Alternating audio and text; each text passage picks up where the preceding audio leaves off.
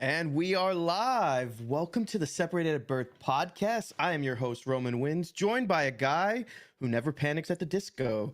The Full Measure, back from Deutschland. How are you, my friend? I'm good at you, man. It is good to be back. I did smuggle in some fucking germs, apparently. I managed to pick up a fat, disgusting flu while I was over there. By no fault of my own, I'll have you know. But I survived it, and what doesn't kill you should try harder next time. But I'm here, and it's great to be here with you, man. It's great to put the pod back on, man. It's something that has become part of like my ecosystem for a week. So of course I miss it, and I mean we chat, right? But this is like the kind of like the thing that we can, like, even if we don't get together because you're busy, I'm busy, or something like that, we can depend on the pod, right? And then when that was missing for a bunch of weeks now, you know, you kind of feel that fucking emptiness, dog. We were even more separated than usually we are separated at birth. That's right. And, we can't begin the show with a lie. I mean, you know that you were in Germany licking doorknobs. That's how you got sick, you sick bastard. That wasn't the only thing I was licking, baby. Oh, but, yes, no, I know what I didn't you say mean. anything, baby. I apologize. I know what you mean. But yes, I do want to apologize to the people. We are not full-time professional tube lords. Yet. You may see on the edge of my friend's table, he's on his way. He's shilling for the man. No, but oh, you mean vodka? Yeah, man. Yeah, Vodka's paying me well, vodka. dude. But the podcast is an important part of my routine as well in my week. And I really enjoy it. I really enjoy hanging out with my partner. I really enjoy reading the chat and hanging out with the people. And this is the juice that I need to get the week off, right? Kick off this shithole, make it down. See, I know, because now I know whenever the pod is done, 4 days left, baby. Then it's back to the weekend. Exactly. That's how I view it. And you got the shittest day in the bank, bro. It's done. That's right. And you ended it off with a little cherry on top, sprinkle some crack on it, and it's done. And it's dude, I couldn't agree more. So, but thank you so much for that lovely introduction. As always, we do want to remind the people that this is an interactive podcast from your side. If you want to ask us any questions, anything like that, there are of course links in the description for where you can do that, post a question or anything like that. I do have I'm actually springing a surprise on my co-host tonight. I do have a little part, I would say somewhere, I don't know, maybe somewhere near the middle, which is actually going to rely quite heavily on audience participation. So it's going to be fun if you guys hang around with us in chat. You're going to have a chance to essentially basically agree with either myself or Roman, and it'll be a little quiz that we're going to do. You guys know me as the Full Measure. I love quizzes. I love fucking with Roman. So if I can combine those two things together, God damn, that's a good day right there, son. Oh my gosh. Well, that's pretty cool. You always surprise me. You're welcome. Speaking of things annoying me, there's this like blast in my eye. All right. There was an adventure getting to this pod today, okay? I have one leg. I decided it was wise to get on my tractor and mow my grass about 2 hours before the pod. Then my appointment for my sprinkler guy comes over. He's like, all right, we're going to do all 13 zones and reroute your water and this, all that, and the other. And I'm like, I'm kind of a big deal. I have a show in an hour. I need you to just plant the flags where you're going to do the work. I need to get ready for my appearance on the internet. You might have heard of it. Right. It's this thing that people watch. That's right. You may have not heard of me, but you might possibly. I've definitely heard of you, sir. In the future. So I need you to plant these flags, and then I need you to reschedule to come back and do this work. I have places to be. Dude, I am like darkly envious of you because I have neither a grass to mow nor a flag guy to fuck around. Oh my God. This is one of the things show. of living like upstairs is like, it's a weird thing that you'd imagine missing. And I mean, I mean, I'll only do it once and then I'll be like, fuck this noise. Like, this is the worst decision ever. Fuck grass. Yeah, no, I love it. It's peaceful to me. I've always lived in apartments and I've always been in cities and moved around. So like to have this acre of land, to have this grass to cut is very special to me. My oldest is he's 18 and my wife's always like, when is he gonna start doing it? I was like, no, This is my thing. This is my thing. My thing. This is my fucking tractor. I mean, walk me through it. You put on the headphones, you blast some music, do you do a podcast, are you listening to a fucking audiobook? Like, what are you doing? You're right on it, baby. All of the above. I got my Pixel Buds. All of it. I got my Pixel Buds. I throw them in because I might get a work call, so I need to be able to answer the phone. Oh yeah, 100%. And then like I hop on and I'll either blast Spotify with a random playlist, or I'll listen to a podcast, or I'll listen to like the Joe Rogan or whatever. Nice, man. It all depends. And last night my Philadelphia 76ers beat the Miami Heat, so I was just listening to sports. I was listening to sports all day while I was getting the yard work done, and then I get done the yard work. I'm a filthy pig. I decide I'm going to take my crippled ass, crawl up the stairs, and take a quick shower. Now, when you have one leg and you have to sit in a hospital chair... There's nothing quick about that shower. There's nothing quick about that shower. And then I'm in the shower, and I'm just thinking to myself, is the full measure a loofah, wash rag, palm, or bar, man? None of those things, baby. I'm back, and I love how we've come. You know, this is essentially season 2 for us, and we're back to the motherfucking shower vibe. I get it. I know it was a big hit, but last season, dude, bare hands, motherfucker. Like the way you came out of your mama. Like you gotta use your bare hands. Like that's it. So you like lather up and get in there? Yeah. You ever get the stank hand though? You got soap. Well, I mean, I'm not going like, hey, let me see what I'm working with here. You know, like I don't. You don't check. No. Come on. No, it's not. No, it's not the same. It's not. Look, I get what you're alluding to, and that is the whole thing where you fart check yourself. like that I do, but like I don't fucking wash like down there and then go like, let me just check what the smell situation's like. Like I just wash and get it done, bro. Where do you rest the bar? Because my bar is shoulder height on the soap? The bar rest. Yes, the soap. There's a fucking rack for that. Right. So when I, God damn it. So when I'm going top down and are you saying because you have to just conveniently bring your hands past your nose, you're just like, I might as well just smell it. Like not even like as it comes past. Is that what we're doing? It's not even intentional. It's as the hand is going by. I go. Okay, so you're telling me in the Roman household, if that fucking rack falls down and goes away, then you don't smell anymore? Is it just because of the rack? Because I don't fucking believe that. I think you get some morbid fascination out of this shit. Moving on, Doctor Strange 2 is released in cinemas worldwide. Speaking about something else that stank. Oh my gosh. No, Ethan, I do not think of him in the shower. Well, I totally did think of you in the shower. So okay, hold on. Can we just, before we move on from shower time? Okay. I have to show you something. And it's weird that you brought up this whole shower thing, because I have to show you something which I bought like about 2 weeks ago, just before I left for Germany. And my wife thinks I'm like a fucking psychopath. But I think this is the coolest thing ever. Hold on. So this is a Bluetooth, USB, like all that shit, like waterproof, 100% waterproof speaker that you, with a little suction cup on the back that you just stick to the side, and then it's got buttons and everything, and you just play the music, bro. I think this is the coolest. Do you know what this cost? This was 10 US. This is the best 10 US I've ever spent, bro.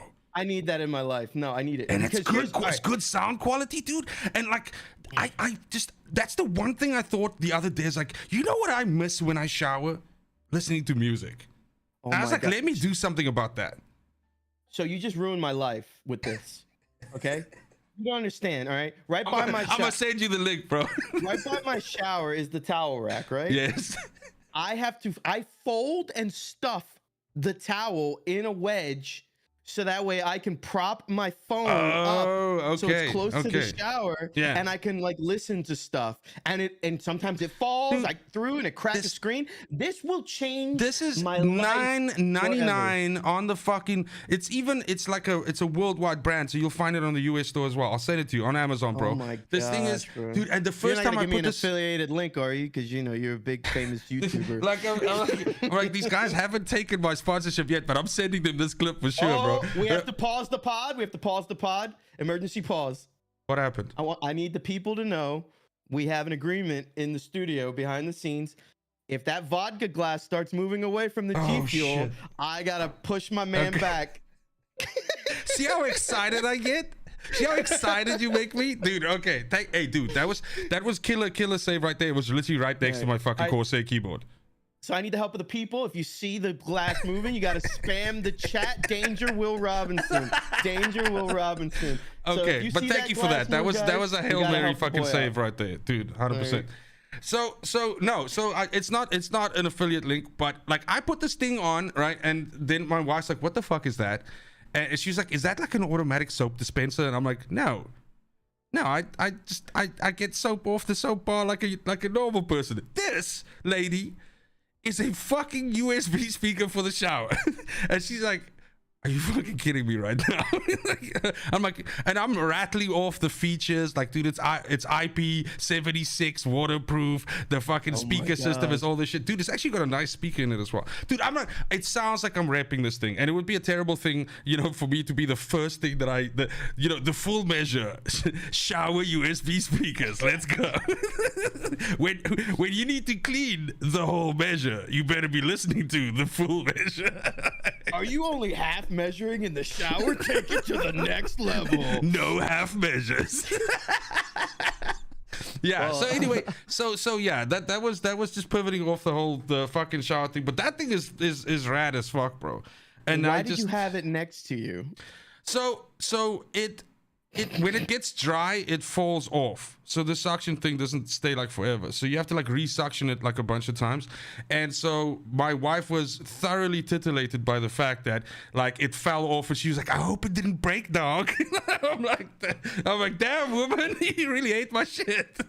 So then she brought it to the room here, and I've been keeping it for safekeeping because I'm scared it's gonna end up in the fucking garbage disposal or something like that. My baby, God. My brand new baby. Yeah. So yeah. Anyway. He's having too much fun in there. We must remove the speaker. Exactly. Because now it's just like it previously I would just like randomly yell shit or like some gangster lyric or something like that in the shower. But now I got like a backing track to doing that, which just makes it feel more natural to me. I mean, it still scares the shit out of my wife, but I mean, it is what it is. Oh my gosh. How often you guys shower together? It's been a while. We have, dude, Europe showers are like, I'm not like a thin guy, but I'm also not like a fucking huge guy. I'm kind of like in the middle somewhere. At least that's what I say to myself in the mornings. But so it's like it gets snug. You kind like it's like full because the shower's like I don't know how to explain. Like European it's showers. Like yeah, exactly. And you've got like all of them are built this way, by the way. This is like a thing. So it's like the little cubby hole where you go in. So two sides are wall and one side is glass, and then you're standing opposite the toilet. Always. It doesn't matter. It's always like you're looking at the fucking toilet when you're showering. Wait. Yeah. So how often are you upper decking while Olivia's trying to shower? No, we have two bathrooms for that exact situation. Because I said to my wife, "Well, this is gonna make it interesting." She's like, "No, we're getting one with two." Like we're getting one with two. But I mean, if it's like she doesn't mind. Like while I'm showering, then she'll just come to the bathroom, right? And then I'll just be like splashing a lot, so I'll hit her with the water and stuff. So I'm like, "Oh no, but this is how I shower. Like I shower like exuberantly, like yeah." So yeah, but we have fun with it. We have fun with it. You're a fucking mess. But I mean, you see, B-Master's also saying like it's super small, it's like super tiny. So he feels my pain, bro. He feels my pain. I heard the showers in Sweden were bigger. No, well, they're big enough for you to bust a nut, dude. But I mean, it is what it is. So anyway, speaking about busting a nut, we were talking a little bit because this is, of course, while I was in Germany. And I caught you while you were actually in the cinema when you were about to get started on Doctor Strange. I thought you were going to say you caught me while I was... No. Hey, come on, baby. I'm on my first drink. I moved my glass again. This is not good. Anyway, so yeah. But thoughts? I mean, obviously, let's be spoiler conscious, right? I haven't seen it, but I'm the kind of guy I don't really give a shit about spoilers. But I'm sure some other people would. But yeah, I do want to do an open. I do want to do an open spoiler discussion show on my stream tomorrow night. Please on my do. I channel. want to watch the shit out of that. Yeah, Please I do want to that. do a spoiler discussion, so I will invite the people in the audience if you're interested in that. I'm gonna go completely dissect this movie because this movie was a lot. It's the to It was me, a lot. It's a lot. It's the culmination of the MCU to me. It Really? had so many. That's some deep fucking words, bro. It referenced everything in one movie, and I really want to just go on a stream of conscious and just talk about it with the people. So I won't spoil it here. What I will say is this: movie was a treat for the eyes. There was some cool ass things to see. So visual cinema, going to a blockbuster and having a good time, hard to beat. Great time at the movies. But that's so easy. That's so easy. Completely off. I was gonna say because the spectacle of it, right, is so easy to do these days, right? And I mean, Yes. the Kevin Feige and these guys of Marvel, they have that down pat. If you still, to me, like the fights in the Infinity War, both those movies, right, are like. I mean, you put that shit on a nice TV or something like that, it's a fucking spectacle, right? And I can only imagine what Doctor Strange is just based on the trailers. But it's when the story lacks substance that I start getting scared. So then let me ask you this question. I'm not trying to steal from your talking points tomorrow or anything like that. Oh, I got a lot. So this will be my only question, right? But do you rate this better than Spider-Man Far From Home? No, or? No. No, like close, not better, or like by a fucking landmine. That's so hard, right? I love movies. I go to the movies. I go to the cinema every Friday by myself if I have to. Like, my oldest has been coming with me a lot, and he's kind of got that bug in him. This movie, I loved watching it. Okay. But I also loved watching Matthias Hughes in I Come in Peace, where he was an intergalactic drug dealer. I will watch Best of the Best with Eric Roberts every time it's on TV. Sure. That doesn't make it those good movies. Yeah. Okay, but that's an interesting point that you're making. Do you feel that I feel this movie's about as intelligent as the first Ant-Man. Okay. Oh fuck. That's rough. That's rough. Okay, but so the thing is, are we in a way, because if we're obviously right, me and you, and I think most of the people in our audience we're the target audience for these movies. That's a fact, right? So I mean, whether we're comic fans or just the cinematic universe fans or the fucking games or whatever, we are the kind of people that they're trying to get. And we're kind of like all relatively almost the same age, but it gravitates kind of like a little bit up from us, and I would say a little bit down. I don't imagine like the fucking young kids even dig the MCU, to be honest. But in any case, I digress. The point. It's interesting. My 13-year-old is meh. My 18-year-old is I want to see everything. You see, so it's like right there. Okay, so here's my question to you, right? Are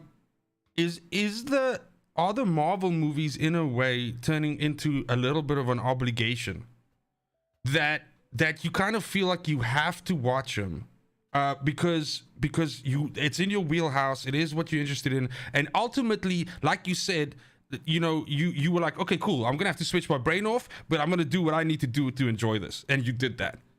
Yeah, so, and I can do that. Like, I don't know if everyone else can, if people can do that. We are in an age where everyone has an opinion, right? And everybody wants to like give their 2 cents, and everyone's an armchair critic. I can be that way. I can objectively speak on a film, but I can also just be a fan. Yeah. And I can watch Morbius and have a good time. You know what I mean? Like, I don't know if that's possible. Did you watch Morbius?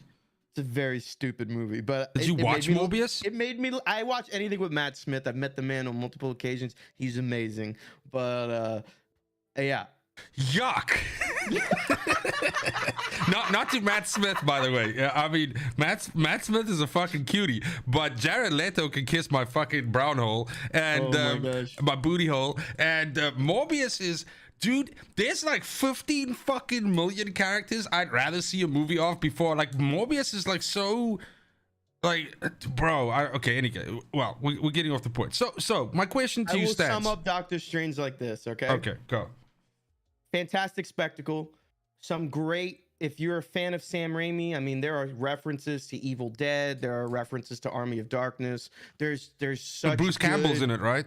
Bruce Campbell is in it. There's such good Sam Raimi shit, where people will go so far as to say that Is it going a bit horror-y? Horror elements. Let me tell you something. If this is horror, the pussification of this generation is a real thing. But so you weren't scared at any time? No. You weren't scared like your time was being wasted or something? There is horror camp, and it's great. I enjoyed it. But the movie, I have a word. I say it all the time. Some people in the audience will know it. It's called verisimilitude. This movie was not consistent with the characters, especially when you have a character like Wanda Maximoff, who has been in several movies in the MCU and had a dedicated TV show. They completely eviscerated that character. If you love that character, you're basically slating this thing for all the reasons it was supposed to be good. That's very interesting to me.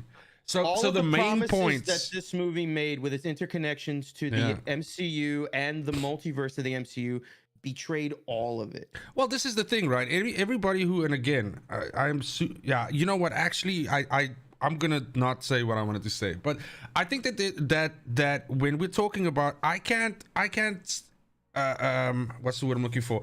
I can't imagine what the layman that doesn't know the source material was expecting from this movie, but I know what I was expecting from this movie, or rather, let me say what I'm still expecting from this movie. And I kind of thought that I wasn't gonna get that, and without you even telling me, because you haven't told me fucking details, but without you even, I know now already what you mean. I know what you mean, and so it's, to me, that is one of like the things that I kind of don't like. When it's the source material that we like, is this kind of bait and switch that sometimes happens, where they hit you up with something, you're like, of course it has to be this, and then it's like really watered down, or it goes in a completely different direction. So let me ask you a question. Give me your top 2 Disney Plus MCU shows.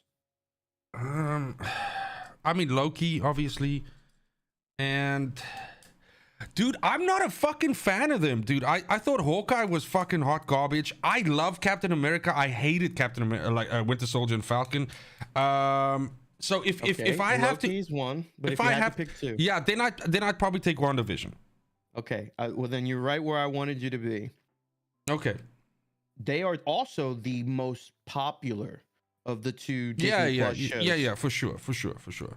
And this movie makes them look good. All of that investment, irrelevant. It betrays. But then why fucking do it? That's what I'm asking. Hearing you talk and having you not seen it, you kind of answered the question for me. Why do it? One, this movie was had terrible test screenings. That's why it got delayed. They actually did a bunch of reshoots. Oh, they did? Yes, because the studio felt that the movie was too confusing. 2. Do you still think it'll be confusing to, like, Johnny off the street? That's the point. That's the beauty of this movie. If you're a kid and you know nothing about the MCU, or you don't have the investment, you will have a good time with this movie. It's a fun movie. Okay, so basically it's not for fans. The fans may find things that they enjoy and just have a good time. I mean, it's not for fans of House of M, is what I'm saying. Well, there is no House of M. If you are a hardcore MCU fan where you critique every little thing, you're gonna have problems with this movie. Yo. If you're an action movie fan, if you like spectacle, if I just want to go to the movies, I don't want to think, I'm not a critic, you're gonna have a great time. The movie's fun. I had fun with the movie, so that's why I have thoughts. I have things that I want to get out. If I put my foot in the sand with this movie and said the MCU is dead, and this is the beginning of whatever comes next, I'm okay with it. Just go from here. Oh shit! This is them having to start pivoting, because it's not so. Then if you were to divide the MCU into 2 halves, this is bottom half easily. I would say, spoilers for anyone for No Way Home, I would say the ending of No Way Home, pretend you're everyone else and you forgot something, what came before. And holy shit. Go forward, and I think you'll have a better time. Okay, well I'm gonna say it doesn't make me happy. But I mean, it is what it is, and in the end, I understand from what I read on the internet this morning that it still had like a fucking killer weekend.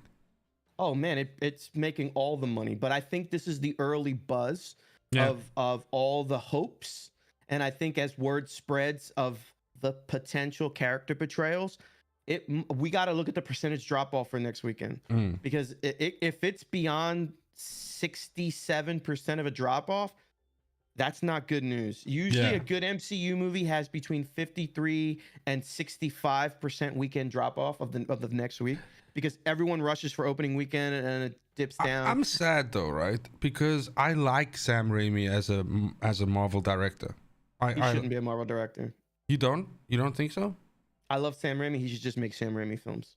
This was so just like horror and shit like that? This was a Sam Raimi movie. It wasn't an MCU film. Okay, so yeah, that was like an unhealthy mixture there or something like that. Yeah, I don't know, dude. The Sam Raimi, you know, I think I mean we get another Tobey Maguire Spider-Man now, right?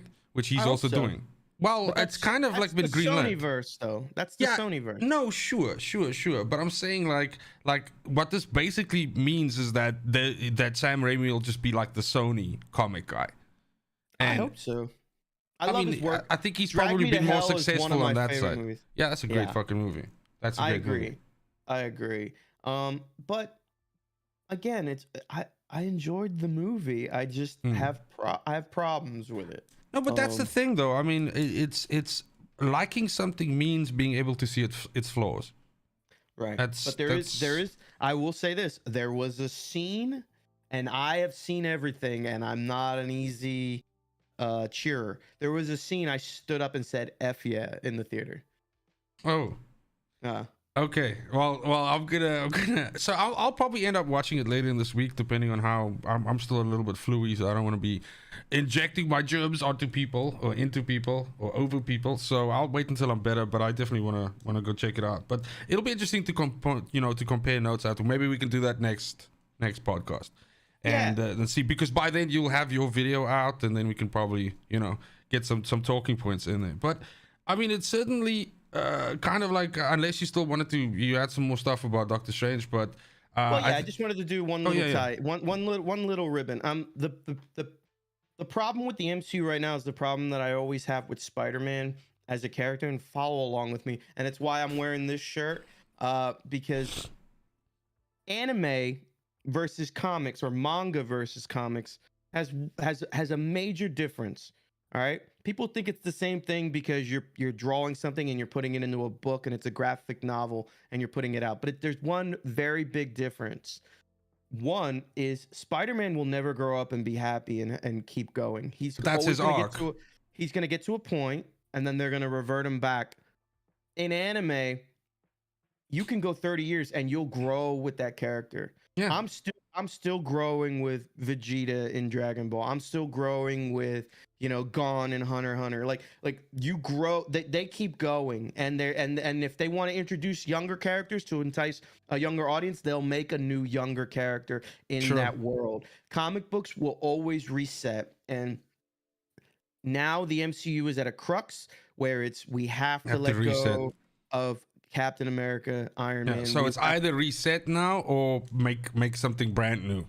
Yes. So it's a hard thing when people hear me say the MCU is dead, but to me the MCU is dead. I think we're going to get experimental movies, and they're gonna just throw shit at the wall and see what sticks. And it depends though, right? If Love and Thunder comes up and fucks shit up, then Love and Thunder looks so good to me, man. It does look good, dude. We haven't even seen fucking gore yet. So I'm just saying, dude. And I don't know if you saw the leaked pictures of his Lego or something like that. So you kind of get to see what it looks like. I'm not fucking super happy with it.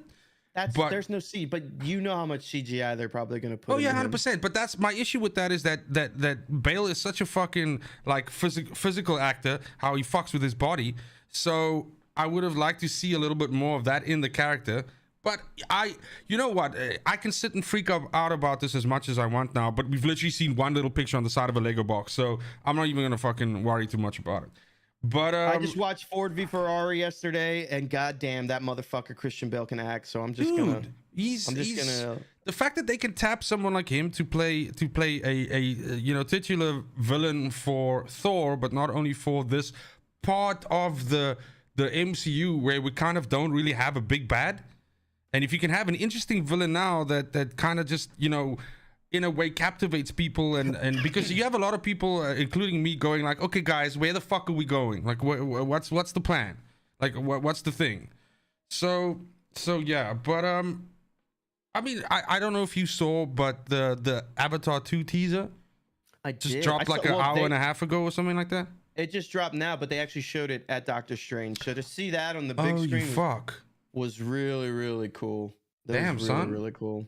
I'm very excited for that movie. That's another movie. It's a dumb movie, but it's beautiful and it's just fun to just like. Dude, I still watch like that last 45 minutes of Avatar regularly on this shit. The line in our house is you act like a baby. Like I just yell it at my kids. Yeah, so it's gonna be it's December, right? And then they're gonna start pumping them out one a year, right? Something like that. For like the next 4 years, it's fucking Avatar 2, 3, 4, 5, 6, Speaking 69. Of pumping it out, did you see the mutant half-breed baby of Jake Sully and yeah, which is like some kind of wild man hybrid type of thing. Look, you know what I am excited for though is it's been confirmed that kid's got to be like 9 feet tall. Those avatars are huge. Also, how does yeah, okay, I don't want to so on, man. let me never heard a ponytail come? Let me just remember this shit, right? So he's in like a real fucking Avatar body now, right? He's not in one of the fucking meat suits anymore. Correct. Okay, cool. So because I was about to say like how the fuck is he fucking with that synth suit? Wrong. Is he in a synth? It's a clone matched to his DNA. It costs billions of dollars. That's why so it can have sex? Is what I'm saying. It's not like a fucking like cyborg. The clone body could not before, but now his consciousness was put into it at the end of the movie by the planet. Yes. Yeah. Okay. So now is look. I don't think they're gonna spend as much time as we're spending now explaining this. No, man. His hair sperm is gonna work. It's gonna be like do. It's like pew pew pew. But that's right. That ain't Aquanet, dog. Oh my god. So what I am Stephen Lang though is coming back as a villain. So you know the big general dude, he's coming back. Like they bring him back and he's like half cyborg or something like that. Oh man, sign me up for that, dude. I love Stephen Lang is my shit, bro. He's my shit. Did you ever see the fan film of Nathan Fillion Uncharted movie? Yes, he's the bad guy, right? No. He was Sully. You know, the guy with the mustache. Oh, I could have sworn. No, Stephen Lang was Sully, and he was perfect. Well, much better than Jesus H. Christ, Mark. That I watched, by the way, this past weekend. I saw it in my queue on my Amazon, and I was like, yo, dude, I don't. Uncharted's one of my favorite. They have to invent the fucking bleach still that I need to pour in my fucking eyes to get that shit out, dude. That is so bad. Oh, that bad? Dude, it's fucking terrible. Like I'm telling you right now, like I know you out here with this whole I love cinema and all that shit. Don't watch it. Don't watch it. Spend the hour and a half with me, dog. It's much better. I watched Velocipaster. You gonna tell me I'm not gonna watch? Velocipaster is really good, dude. You can't fuck with that. Dude, Velocipaster, did you see that part where it goes like insert CGI here and it's like when the car blows up? And I saw that in the they didn't even add the fucking visual effects, dude. Yeah, so no, it's really fucking bad, man. I hate it when these fucking studios fuck with the things that we love and don't treat it with like respect. And to me, I'm not even upset that they didn't go and get the guys who already, like you said, now Stephen Lang is perfect as Sully, and of course we know fucking what's his name is perfect as Nate. Nathan Fillion. Oh. Yeah, I mean, dude, let's be honest, you can kind of get Nathan Fillion to do almost anything, but he and I will watch it and I will love it. Oh, 100%. But he is Nate Drake. So I'm struggling to remember now who they cast as his brother in this fan casting, but that was even like a fucking ridiculously good casting choice. But in any case, I digress. The issue is these guys, that was like a quick buck. I think Uncharted made some money. I think so. It made a lot of money. But that doesn't make me happy. I mean, it makes people happy with the money and all that shit. And maybe this drums up another Uncharted game for us to play on PS5. fucking yeah, let's go. But yeah, they're dropping the Uncharted collection on PC, so that's going to be a big deal.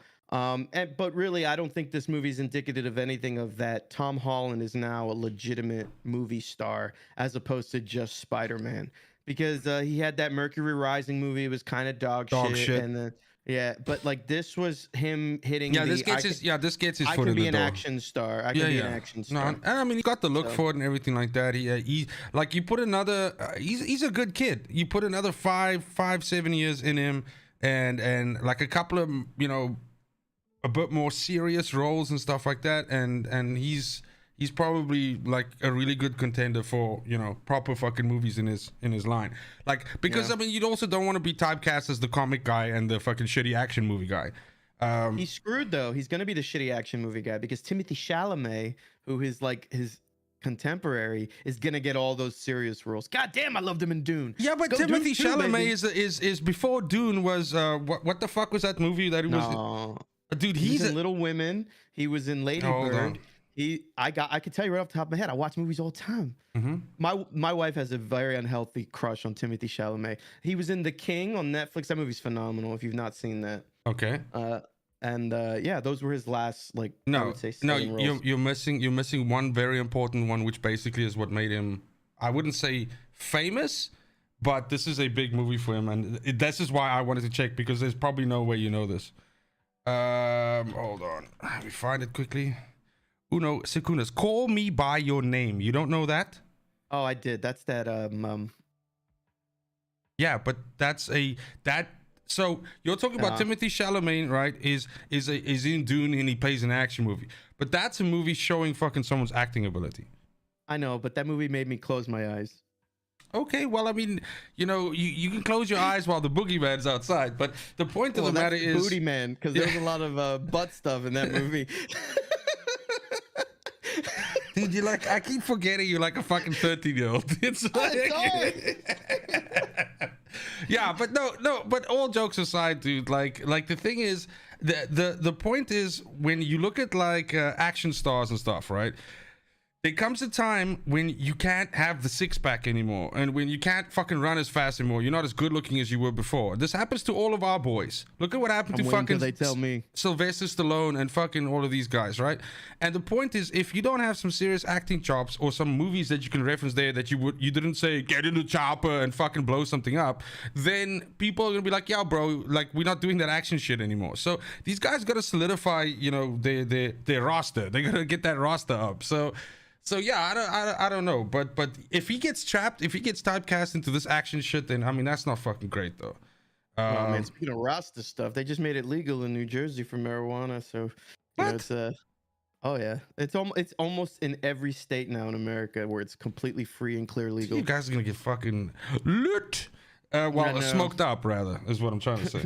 420 blaze up. Speaking about fucking smoked up, what do you think about the fucking developers of Sifu's decision to finally cave to pressure and put difficulty modes into the game?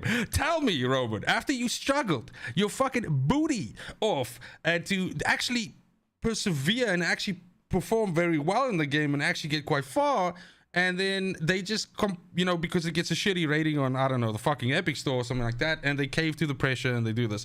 Because this is an interesting conversation for me, because I don't know, and I'm not even giving you a chance to answer the first thing, so while I'm pivoting, but it brings me to the point that there's of course this ongoing discussion about Elden Ring getting a easy mode, right?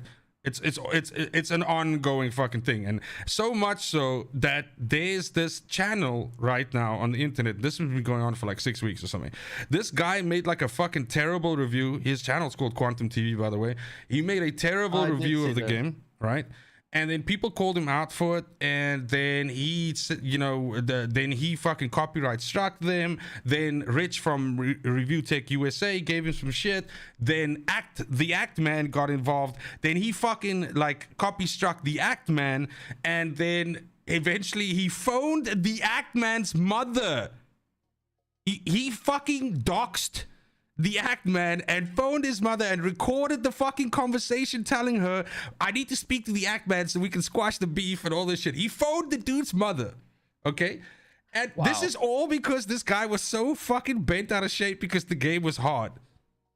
This is where it starts. I mean, it's a completely different thing now, but that's where it started. Japanese developers are different, man. They're not going to cave to pressure. They have their Miyazaki has an artistic vision for the game, and he already made a ton of compromises. And he doesn't even play his games. I mean, this is the other thing, right? So he has. I'm trying to add on to your point, though. He has a vision of what this game should be. He puts it out, and then he goes like, "Voila, I'm fucking done." And then they make a couple of little patches. They do a little adjustment here and there. Like, they gave us a lot with that last patch. Jesus Christ, the game's like easy mode now, with all the buffs and shit to your abilities and shit. It's insane. So the game is far easier to play now today than it was at launch. Far easier. But it is, but it isn't. Why? Here's why. A dedicated gamer that's going to go on the internet, look up guides, find best ways to play, min max and everything like that. They're a hungry player that's going to get good at the game in some capacity. But you could be Joe Schlub and be level 755 and have 99 in every stat, and that game's still going to wreck your ass if you're not getting good. You still got to get good. Yeah, but the thing is, you as Joe Schmo, as you say, will still... I'm Joe Rowe. Okay. Joe Poe.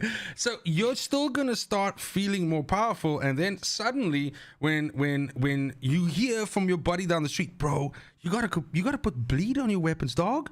That's what all the cool kids are doing. And then you do that, and then you just fucking plow your way through the fucking game. And then you're like, okay, well, shit, this game ain't that fucking hard.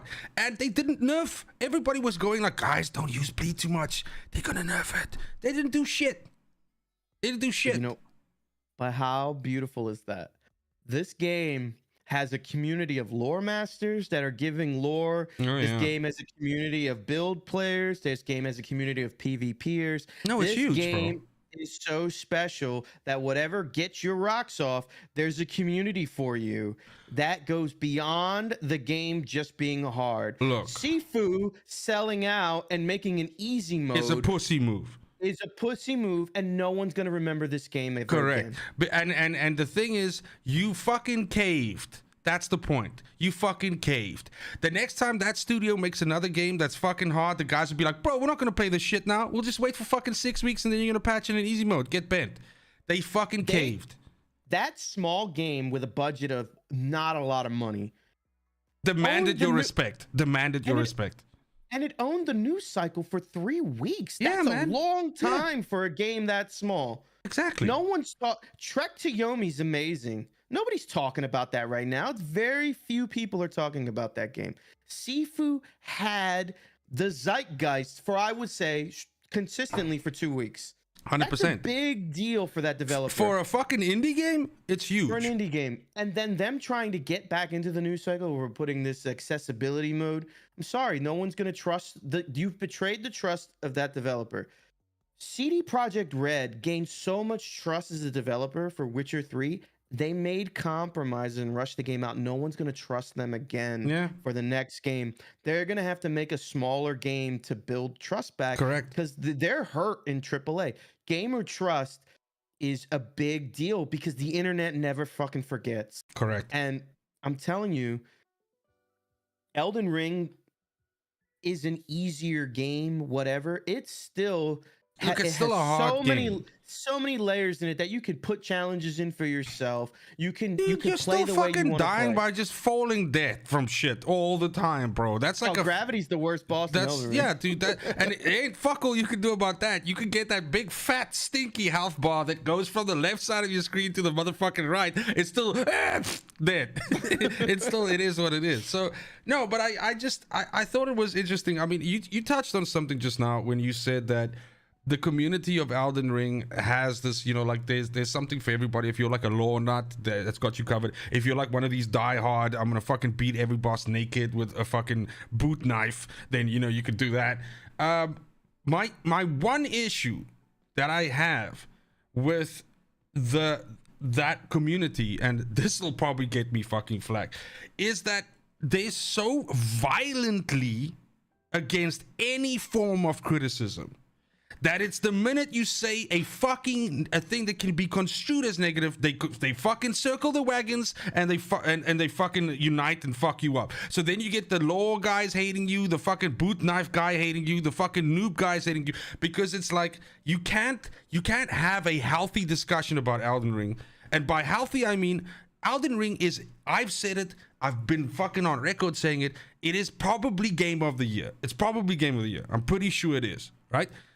Dude, that's game of a generation. But then we take it one step further and we say, look at some of the games that, like, in your teens, which game defined your time as a gamer as a teen? In your 20s, which game? This game certainly deserves some consideration in those levels. And I am fucking for that. But In the you have to be able to look at it and say, okay, but this one thing here is not right or could be better. And that's a healthy discussion. It's not like, fuck this game, burn it down to the ground. And that's my problem that I have, is that it's almost like this whole thing, like once every, 46 years, 47 years, we get a From Software game. And for years now, these guys have been taking a fucking shit kicking from people going, your game's too fucking hard, it's dog shit, like nobody wants to play it, everything like that. Then out comes Elden Ring, and it brings in this one thing which makes it impossible for people to stay away from it, and that's an open world. Yeah. I got some hot takes. You're giving me a lot. Okay. One. Stop me, bitch. You've given me a lot to chew on. There's a few things. Gen Zers and this generation of gamers, this is the Roblox, this is the Minecraft generation. If they love one game, that will be the only game that they play for years. And they'll knife you, they'll shank you in a fucking alley if you say, like, I wish this green was more green. Motherfucker, what did you say? You know, there is a large contingent of kids of this generation that get up every day and only still play Breath of the Wild. Okay, like they latch on to games like this. It's different now. It's not like you or I, where it was like you get that one big game a year, you talk about it, it's in the discourse for a while, and then you're on to the next thing. So I mean, it's just generationally different. But two, fandom is like that. There's gonna be, if you read the chat, there are people slating us for just what we were saying about the MCU and Doctor Strange. If you step out and talk about the MCU, some people will cut you, okay? Yeah. No. Star Wars, but come on, the same Roman, way. you have to fucking agree. I hear you, dude. Fandoms are fandoms for a reason. There's a reason why that fucking name exists, or that The word word exists. is fanatic. But Elden Ring, or no, let me rather say From Software, right? And I again don't see myself as a veteran of the series, even though I've played all the games. Those games have fucking shit in my fucking mouth, bro. Like they've been some of the worst experiences I've had, where I wanted to break shit. But in the end, when you persevere, there's a sense of accomplishment that lies behind that few games can give you, right? And that's then I'm not even like the lore guy, but when I just sit back and I think, like, Jesus, the amount of effort that went into the story of this game and crafting this universe and how these things are interconnected, I have to take my hat off and fucking respect lore for that. this game is insane. It's dude. insane. It's insane. But at the same time, you like, I can love something healthily. And what I'm saying is that you can look at something and still be like, well, this could be better, or this could be, and by the way, I'm not talking as if I'm sitting here with a laundry list of 25 things that I would do to impress Elden Ring. Besides, I'd never make that video. My fucking channel would get burnt down to the ground. But the point is, you should be able to ask those questions without getting a fucking pitchfork in your eyes. Right? Maybe. Oh my God, dude. I mean, it's because of the fervent love of the game that there are gatekeepers, but I've seen it too often everywhere. All right, I've seen it too often in every fandom. It's just the way. I'm a lifelong DC fan. You're gonna tell me I can't even have a conversation with a Marvel person? I have 3 eyes. Spoiler. It's funny. It's funny that you bring that up. Well, why? Because I'm gonna need you to finish what you're saying, because then we're gonna hard pivot into my special surprise. Oh my God, hot take. I love Elden Ring, but the further I get away from the game, because I haven't touched it in about 3 weeks. Really? Sekiro was the better game. All right, go on. Oh, bro. Okay, well, I at least know that people aren't gonna come after me nearly as hard as they're coming after you, dog. It's just, I'm telling you, the more I get away from the game, all I do is imagine boss fights and like movement, and I just want to play. Well, I mean, you see these memes where it shows like movement in Elden Ring, and it shows like this hamster just like rolling, and then it shows Sekiro, and it's like this crazy manga fucking fight, and dudes are like fucking zipping around. Look, you're probably right though. You're probably right though, which is why because I'm a fucking shitty casual. That's why I liked Elden Ring more, because the fucking Sekiro was just too hard, man. But in any love case, that game so much. yeah. So okay, so let me explain what the next part of this is. What the fuck am I hearing? Oh, bro, I think someone's scratching at my door. Hey, the voices are coming to get me, dude. It's the Elden Ring people. It's the Elden Ring people. That's a pitchfork on my door, dog. No, so Are you cat sitting again? No, God, I ain't looking after no more pussies. But so the next part of this thing is basically how it's gonna work. Is I prepared a little bit of a quiz, right? And essentially the quiz is who's winning this fight. Well, I'm gonna say it right. Who's winning this fight, right? And so what we're gonna do is we're gonna have two choices up on the screen. Okay, and no, let me explain. No. Let me explain. And I like each one of us is going to pick one of the characters who we think is gonna win the fight. Sometimes we'll pick the same one, but because I crafted this quiz, I'm relatively certain that I can leverage it in ways that will always be opposite each other. So I'm prepared for that. But the point is, what I want us to do is I want us to articulate our point. I want us to say why our guy will win, or girl, or robot, or whatever the fuck, right? But this is not to a specific universe. It's not to a specific comic franchise. It's nothing. It's literally like a shitload of characters thrown together, right? And I didn't try to match power levels or anything like that. So I mean, it is what it is, right? But then also the other thing is, I want the audience who are with us right now to rate us on. So as we go through these, I want them to say, you know what, I agree with Roman's assertion of who would win that fight, and I want them to put it in chat. And it'll be interesting to look at it afterwards and see who explains themselves better. What am I, a fucking owl? Who explains themselves? Mr. Owl, how many licks does it take to get to your point of the Tootsie Pop? Oh, one, a two, three. So, and that's basically gonna be it. So, I mean, I don't think we need to. So, any questions, by the way, before we get started? Lots, but I have to wait and see. Okay.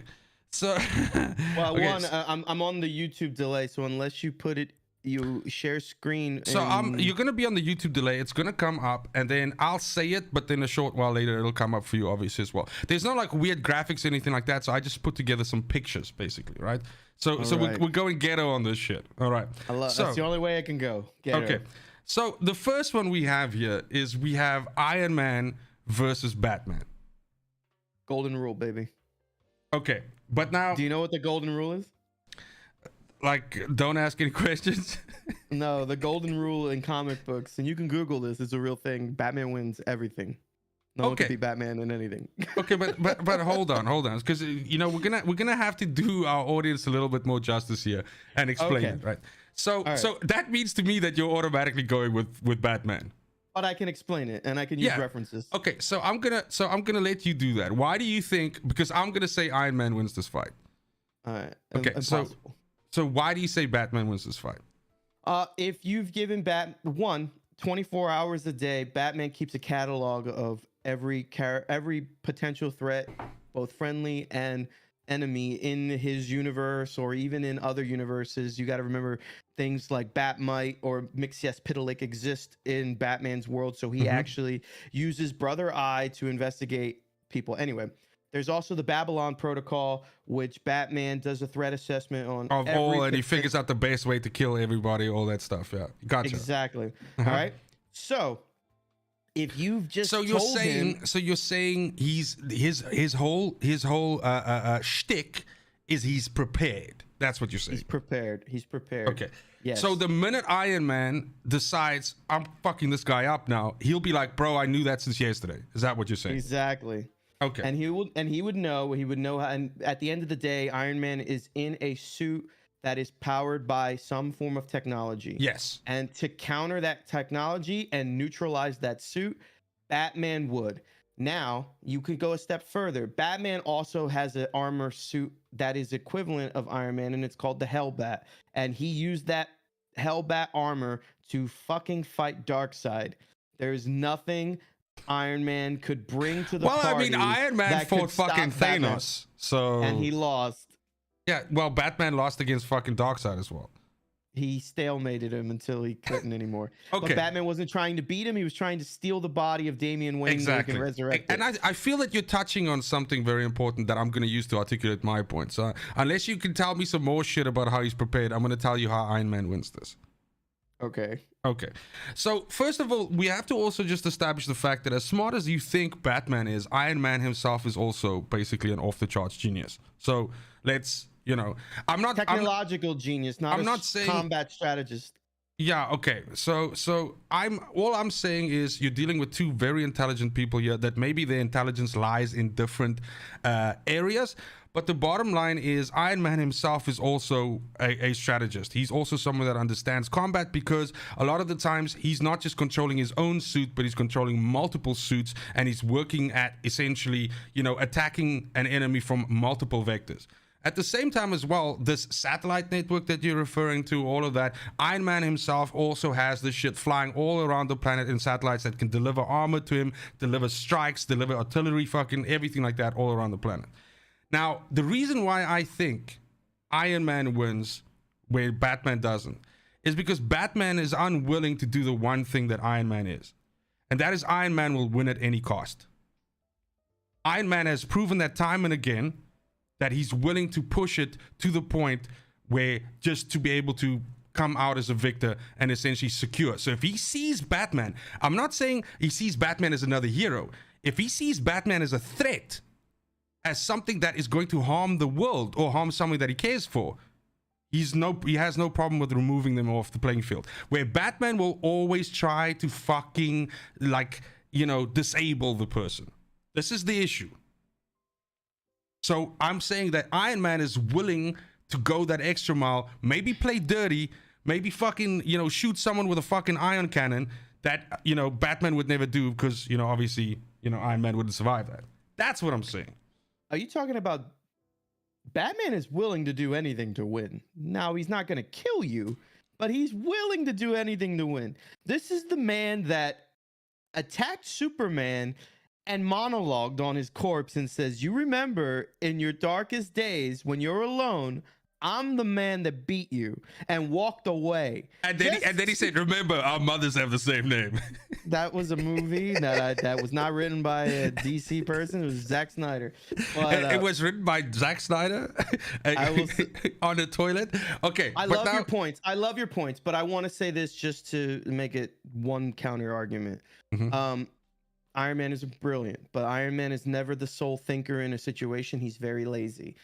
He has people present him with things, and then on the fly, he comes up with something. I think that's a terrible assessment. I don't know. I don't know if you're talking about MCU Iron Man versus comic Iron Man, because as much as I like Robert Downey Jr.'s version of the game, the actual Iron Man, remember, went for about 14 years being a fucking mean drunk that would just dunk on people the entire time. So, let's be that. But here comes the fun part. We have an audience of 10 people here now that can tell us who do they think wins, and whether that's influenced by what we've said or not, because I'm sure they'll have their own opinions, and as they should. Hopefully, we've kind of convinced them if they were on the fence or something like that. So let us know in the chat which one you think. But now, without waiting for that, we'll sort of catalog this up as we go. We're going to go right ahead into the next one. Are you ready? Let's do it. Okay. John Constantine versus Hellboy. Oh, hold on one second. Here we go. There we go. Had to get the man. Okay. So I had to figure you would get a kick out of this. So obviously I'm gonna go ahead and assume that you're gonna be backing Constantine.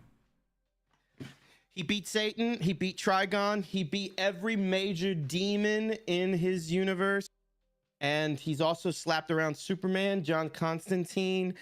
Okay, but the only reason he slapped around Superman is because Superman is weak to magic. Weak to magic, yes. So but he's also but I'm going in the context of Hellboy being a demon. John Constantine has shown fights demons. Yeah, I fucking get it. Okay. Yeah. But that's it. It's his body count that is the impressive thing for you. The fact that he's gone up against Satan and all of these things. Well, the Marvel equivalent of a DC character that John Constantine would have gone against is Etrigan the Demon, and he's essentially like Hellboy, and Constantine constantly, if he needed to, would either smack him around or convince him to ally with him. Hellboy is very, very underrated because Hellboy can go into his full demon state, and plus, I mean, he can take you to the end of the world. Right, but Constantine can also do that. Constantine fought God or the presence, you know, like he's like. I don't remember him fighting me, bro. oh, Constantine is a funny character, right? Because he is hacks, bro. He's just straight hacks.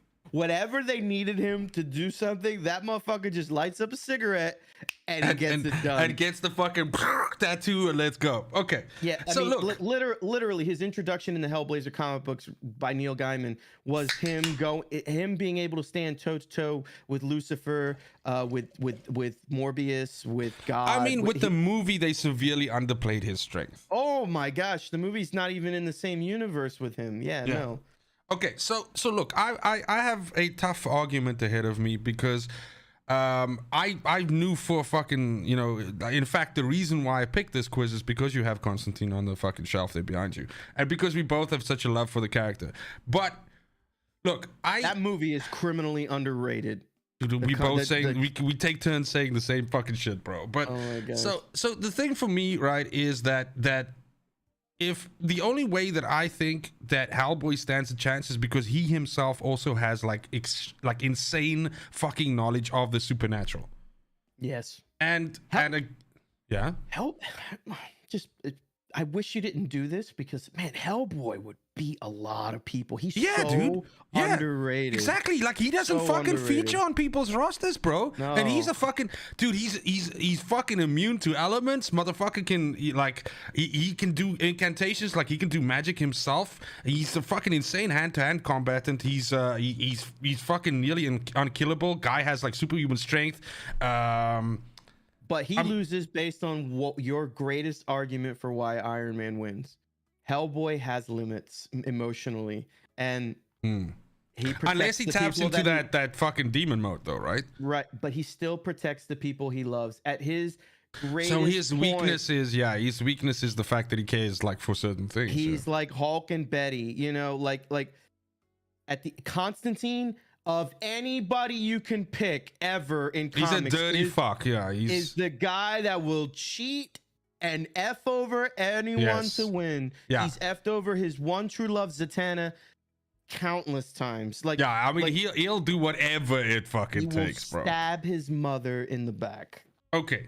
So again, as before, although I'm already seeing I think Constantine just automatically wins on fucking cool points as well. So I mean, I feel like the shit was stacked against me there, but that's cool. That's cool. I can roll with it. So we're gonna go over into the third one. Now the third one is John McClane versus Joe Hallenbeck. Now, if you don't recall who Joe Hallenbeck is, I know who Joe Hallenbeck is. Okay, so who is Joe Hallenbeck? That's me again. I'll fucking kill you.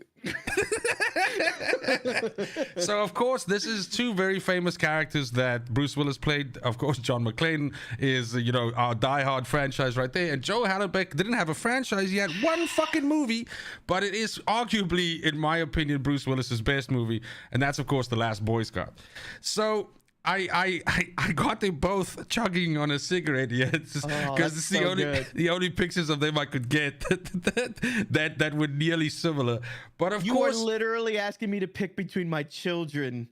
Okay, but see, this is the thing, because I can argue for both of them. So you need to pick, and then let's go. So are you going with diehard grizzled cop fucking welcome to the coast, we'll have a few laughs, that motherfucker, or are you going to touch me again, I'll fucking kill you? Joe Hallenbeck, the most sarcastic private detective in the fucking world. Head or gut? Let's go. How does my wife rate on your finger score? All that shit, dude. So, ask me how fat she was. Oh my god, shit! He was the big pimp-looking motherfucker with a hat. Listen, Yes. How do you know? Okay, go. I need you to go first. I need a minute. I have to. This is well done. I have to drink this one in. Okay, so personally for me, and it's upsetting to me that a lot of our choices go towards the morality of the character, which in the end it defines who eventually wins. When the chips are down and you go to like the bare fucking kind of person that you are and what you're willing to do to win. And in my opinion, that's Joe Hallenbeck. So Joe Hallenbeck from Last Boy Scout is a grizzled fucking old cop who life has taken a fucking giant piss on him, and he's extremely angry. He's very sarcastic. His wife fucking cheated on him, you know, like all this shit. And he's just like, he's on his last cigarette. He has nothing to lose. He technically loves his wife very much. He loves his kid very much, but you know, he hates himself very much, which is a violent combination. But he's willing to do whatever the fuck it takes to win, to get the deal done. Now, in terms of like combat, he's nothing special. Like I said, he's an ex-cop, but he's pretty good with a pistol.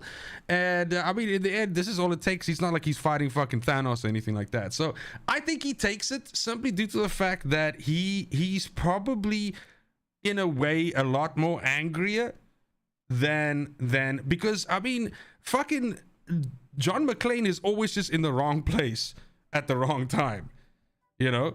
And so he has to adapt to a lot of this, where Joe Hallenbeck is like, dude, I'm already pissed. Let's fucking go. So that's my reasoning. You go.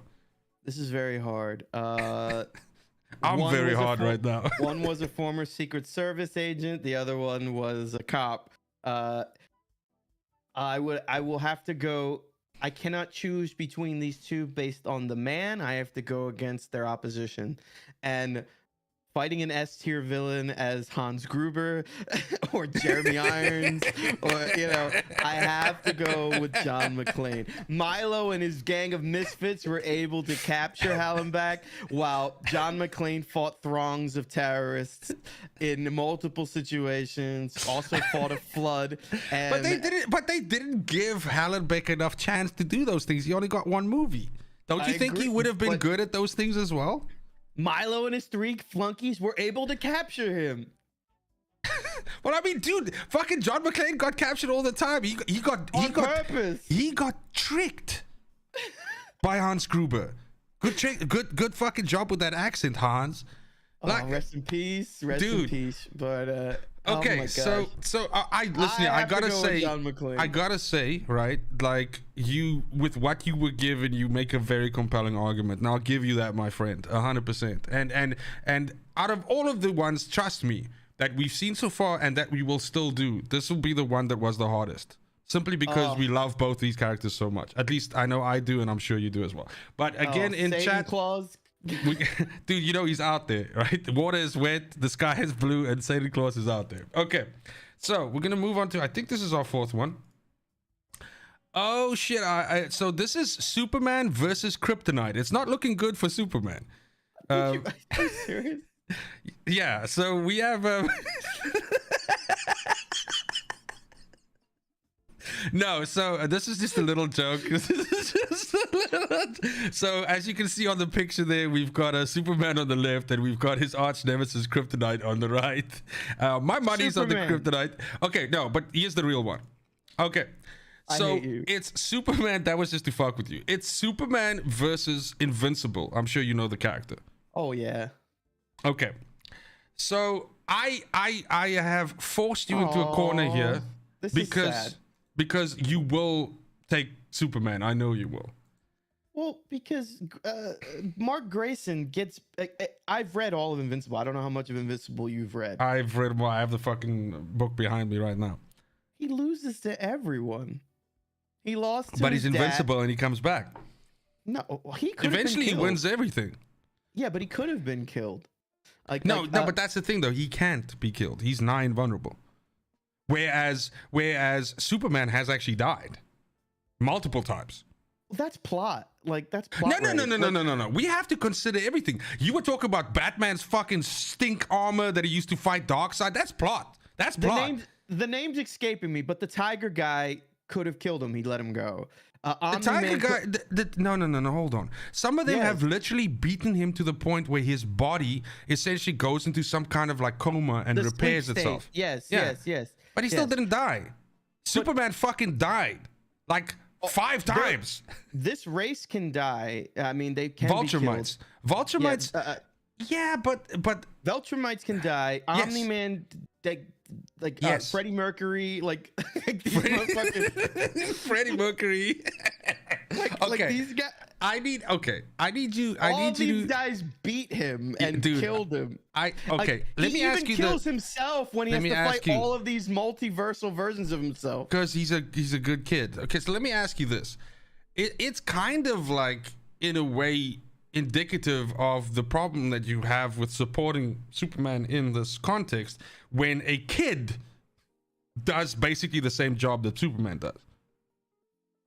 Veltramites are based on Superman, but they're toned down versions. They're a cross. No. You get no. Think about them as the characters. Don't tell me about like the comic writer and how he wrote it, because Superman is based on the worst idea ever for a fucking character. A guy that's that guy like, could do anything. A guy that could do anything, and green rocks make him fucking weak. Come on. Anyway, we have to live in the universe. There's a little bit more than green rocks make him ill. All right. Yeah, wasn't he like killed by a green bullet? They're radioactive versions of where his home.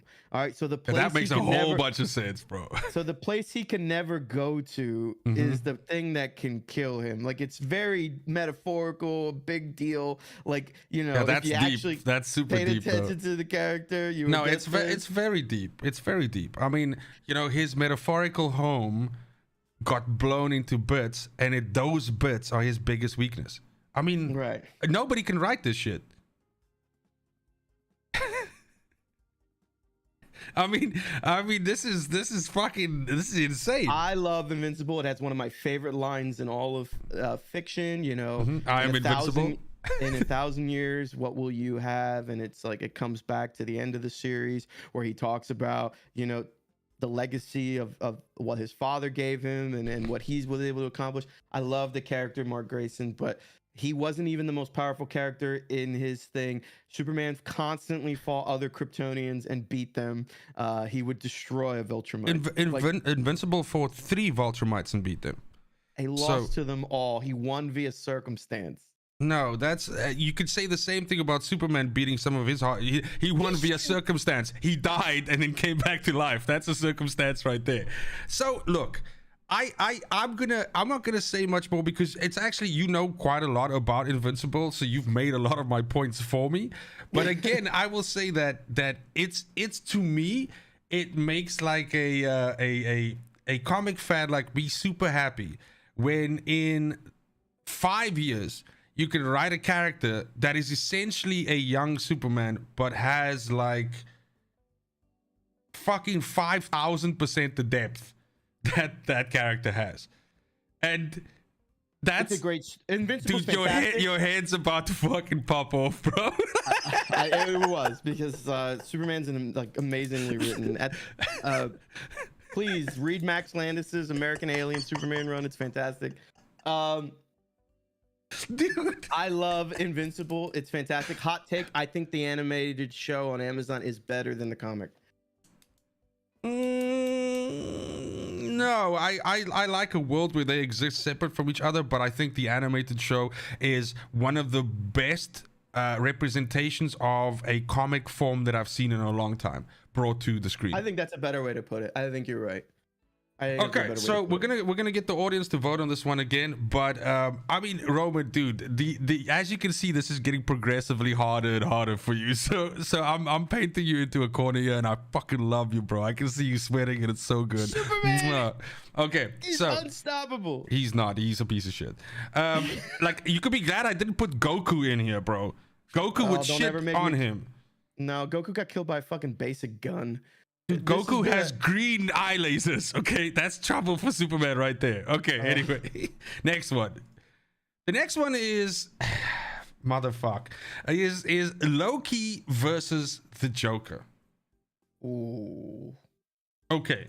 And this is the only one that I didn't know where you were gonna land. Actually, I kind of think I do, but I thought that you might like throw me with a curveball or something. And on purpose, I put that version of the Joker there because fuck that version of the Joker. But yeah, I need to hear your thoughts. So first of all, who you backing? Like, who's winning this fight? Is it Loki or is it Joker? And then tell me why. Have you ever read Injustice, Gods Among Us? Mm-hmm. You have to pick Loki. I mean, that comic book just gets rid of all of the hacks of like a villain that just gets out of everything. That is the Joker when you just punch a hole through his chest.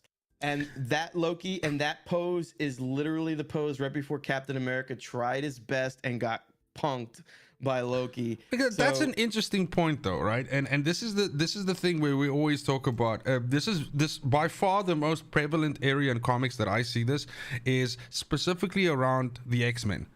And it's that depending on the writer, they respect the omega levels and the power levels of mutants in different ways. And it's oftentimes there's a whole community for this. It's called the power scaling community. Yeah, they're fucking psychopaths. Yeah. But by the way, I'm a huge fucking fan of that because I sometimes look at this and I'm like, just fucking fly right through them. You know, like if you look at someone like Rogue is, I mean, she's not even that fucking powerful, but against the standard like Rogue versus fucking Dazzler, please, bro. Please, come on. But yet they'll have the two of them fight and it'll fucking be a stalemate. Anyway, I digress. I agree, right, with you on that because we have to remember that Loki, like his brother or half brother, is a demigod, and that they are the Loki that we've seen in the MCU is not exactly the fucking real Loki.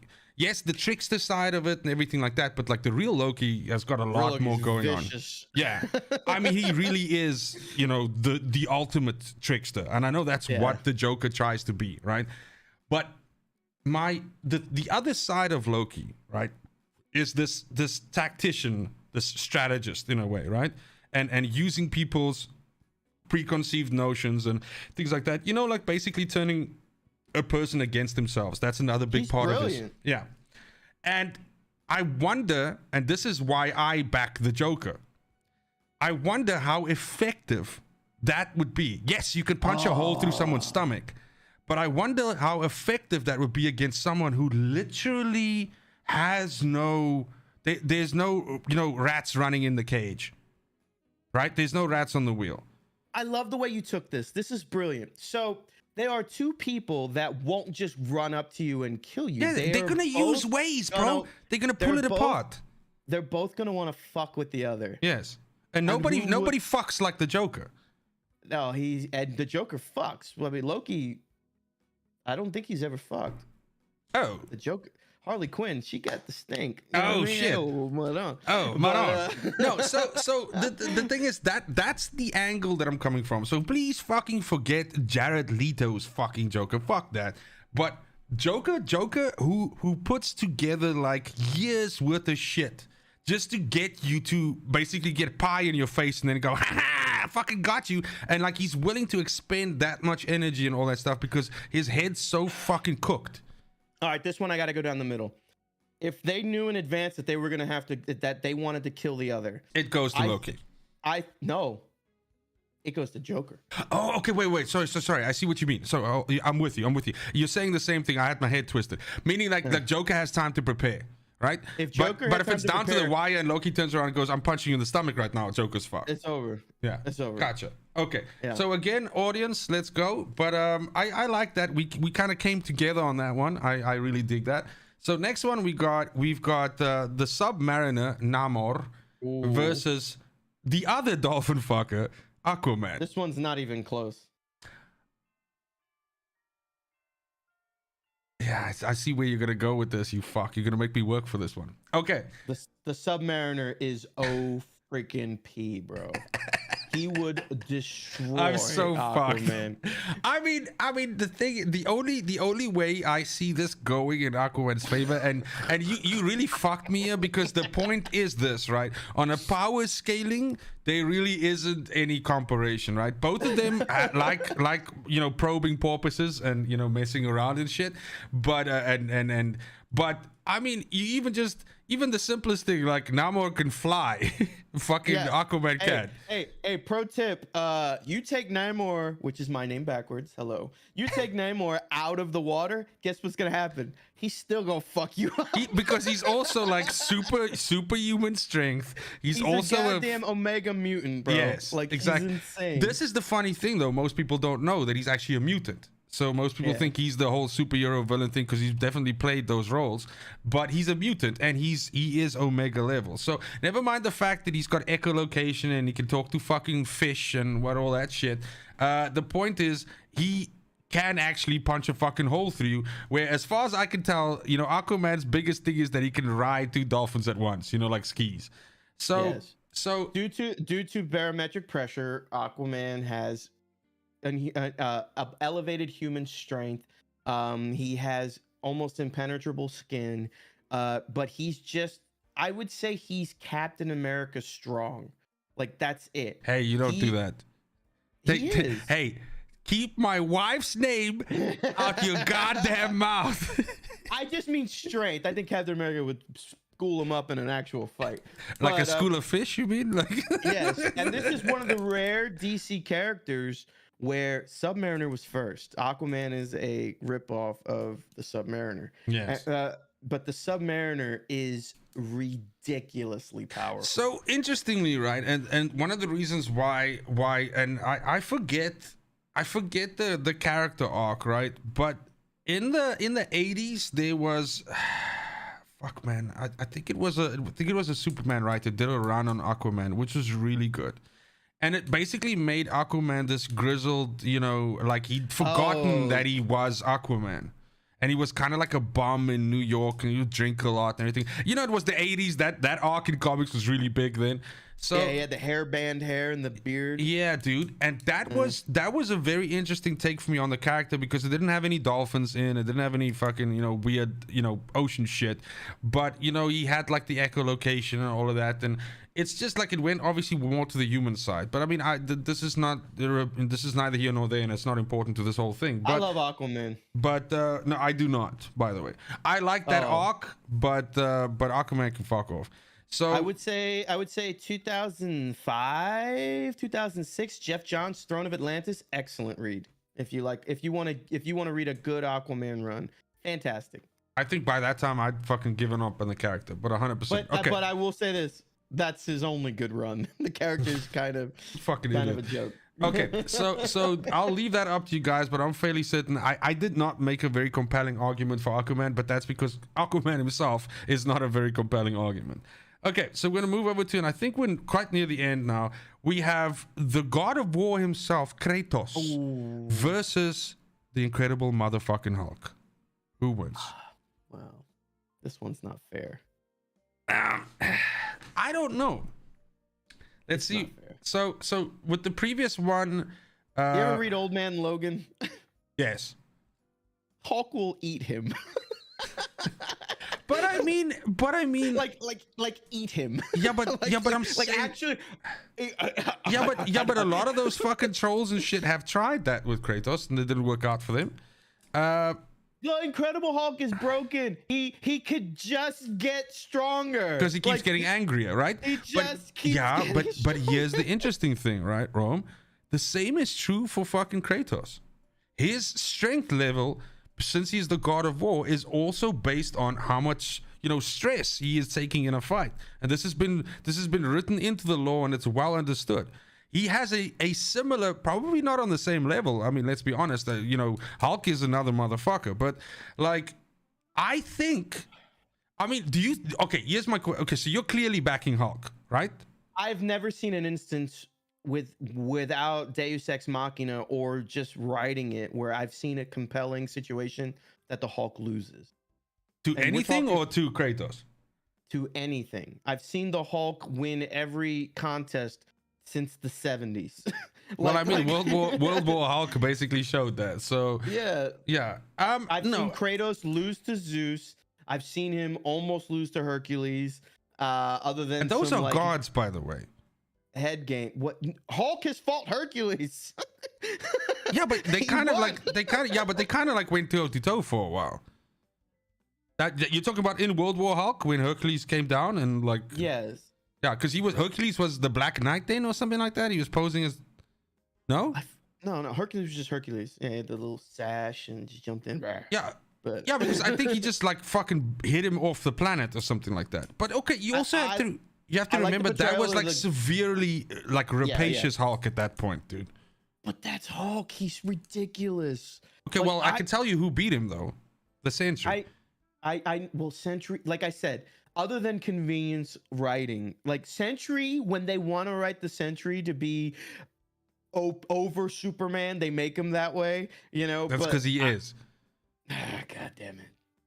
At this point in time, the list of shit that's over Superman is increasing by the 10 minutes of conversation we're having. Okay, but your argument for Hulk stands, right? I have to. Can we revisit this question after Ragnarok? Because I want to see how they let Kratos fight Odin or Thor. That is gonna be awesome.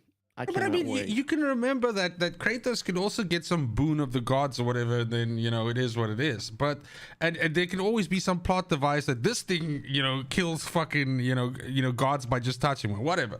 The thing is, it's a fight I'd like to see, even though you're making it sound like Hulk will just fucking flick him like a gnat. But Kratos has fought and killed his contemporaries in his own pantheon and other pantheons that have power sets equivalent to him. He was just the better combatant. Even fighting he just Ares, raged through it.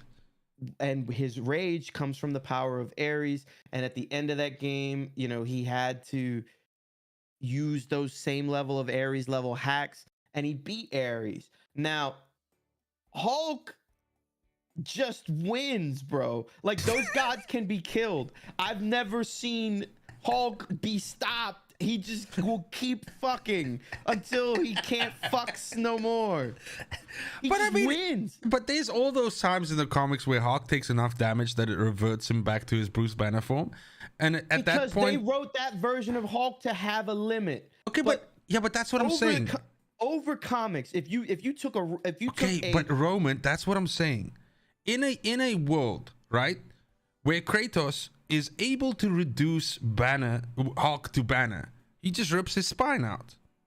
Then you've just broken the terms of this entire competition. Because here's why. No. Hulk is also Bruce Banner. They're the same person. I haven't broken any terms. It would be the same as me saying like somebody can come up to the street and slap fucking Clark Kent in the face, but they can't slap fucking Superman. Same fucking person. Here's where I'm going with this. You're picking versions of the Hulk where he was powered down, where he. No, I'm not picking versions. We have to look. We have to do this. The Hulk in his entirety, right? Yeah. He can't die as Bruce Banner because he has a sixth sense that reverts him to the Hulk in a life-threatening situation. When he's tried to blow his own brains out, when people have attacked him while he's sleeping, he will the Hulk. But then I'm gonna say the same thing you're saying now. That's a plot device that's written in because nobody wants to see the Hulk fucking disappear off comics. That's what I'm saying. Other than hacks, you can't beat the Hulk. He will just kill you. I would say like fucking like I would love to see Kratos beat on Bruce Banner like a Cherokee drum, bro. He hit him once, and then Bruce Banner would be the Hulk, and he would eat him. Like eat him. You are fascinated by this eating thing. Okay. I've seen him eat the X-Men. He ate them. He ate them. Okay. Okay, cool. So I think a lot of the people in the chat, from what I see, are leaning in your direction as well. Yeah, definitely Hulk's taking this fucking one. Okay, so by the way, Hulk did really well against Thanos. I was impressed by that. Okay, anyway, moving on. In the movie or in the comics? The Infinity War Gauntlet. Both for a bit. Yeah, both. In the comics, he got shat on as well, but he did get shat on. But someone had a gauntlet of the powers of the universe. Yeah, but I thought Hulk he just fucks. You see what I mean? You can twitch eyes as much as you want. It is what it is. Okay, we're going on to the next one. I think you agree with me. You're just being contrarian. I have to.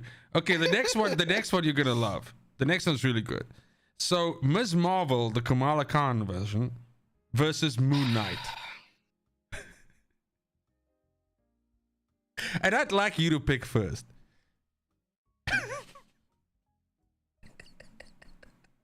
I can smell you. So shit. let me just again, I just want to, and I mean, since I hear you asking, let me explain. All right. Which Moon Knight is it? If it's Jake Lockley, we win. It's not Jake Lockley. It's Spectre. Mark Spector? Yes. You're making me choose Kamala Khan and something? Are you fucking kidding me? Well, I mean, I want you to pick. I want you to know as well. The other thing, right, is that this quiz might seem like it's not a big deal, but this basically, right, this quiz also signifies how much you can satisfy a woman, how successful you are at life. It's all of these things. And the choice that you make here right now is going to send some really strong signals in that arena. So I need you to tell me who wins this. Kamala Khan, fucking Miss Marvel. In other words, the shitty Miss Marvel, or motherfucking Warren Spector Moon Knight. Let's go. Or Mark Spector. Let me rather say that. It's not Warren Spector. I'm like Cock Spector. Yeah. So because you're asking, Roman, let me explain. So Mark Spector, right? He's like a, you know, I know everything about Moon Knight. No, but let me explain, because I know you that you're not familiar with the character because you're not really a fan. And so I just want to tell you a little bit more about him in case you pick him. I can do the same for Kamala Khan if you'd like. By the way, this is Big Hands Kamala Khan, not the new one. Just in case. What do I have to say to get to the next question? You have to tell me which one you pick, and then you have to tell me why they would. I pick my asshole because they're both shit. Move on. No, I'm gonna need an answer from you.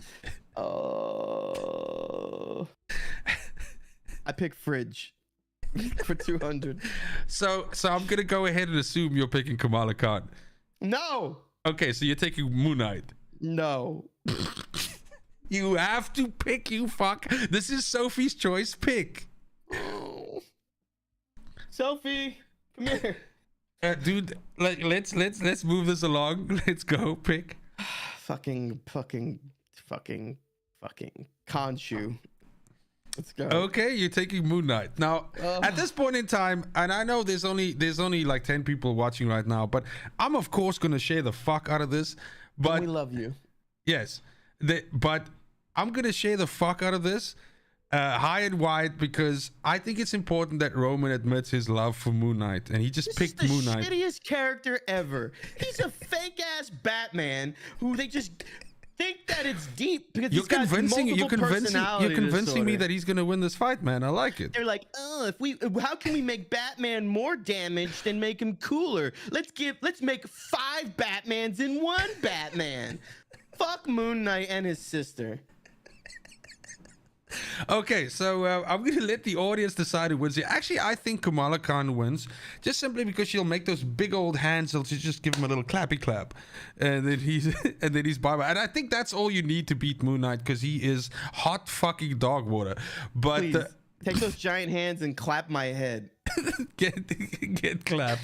Okay, then that brings us to the last one. This is a big one. It's Marvel versus DC. Ooh. For the ultimate fight. How much time you got? No, well, 5 minutes. So state your case in fucking a minute or less. Be convincing. Objectively speaking, 60% of the biggest and most popular characters I don't want to hear that. In Marvel and DC are derivatives of DC characters. Marvel, people forget, was out of business in the late 90s, where their giving me a fucking business breakdown. Hold on. Their stories were so dog shit that people forget that they had to sell off their IP because nobody wanted to read their cockamamie bullshit. 90% of the fans of Marvel today are not like you, where you actually picked up a book. They watched those animated cartoons in the 90s, which were rehashes of stories from the 60s, and they said that Marvel was great when they were just getting rehashes of the same stories where they never had to pick up a book. DC has consistently been putting out bangers since the fucking 40s, and the stories are great. The problem is, if a tree falls in the woods and nobody's there to see it, did it fucking make a sound? So nobody reads the DC stories. Can I tell you why they don't read them? No, it's because they captured new media. That Marvel has always been better at capturing new media, and they're doing it again with the cinematic universe. They capture the new media, and even these MCU movies, the ones that were good, are rehashes of stories from the 60s, 70s, and 80s. That could very well be, but I don't back Marvel in this argument because of the MCU. I back Marvel because they had the guts to tell stories that made them very unpopular. Like, for instance, the whole reason that, the X-Men or mutants exist and, what that actually means. They were willing to do that in a time when people didn't want to read that shit. They were like, keep that fucking drama out of our comics. We want guys with laser beam eyes and shit that blow up stuff. But the X-Men stories of the civil rights movements were very powerful. Yes. But they were copies of fucking the DC. They fucking told them better, because do you know what the problem about the DC is? Their fucking characters are so goddamn unrelatable. How the fuck do you relate? Do you understand the only member of the Justice League that you can relate to is fucking Batman, and that's a stretch. Everybody else, right, is unrelatable and deeply unlikable because of that.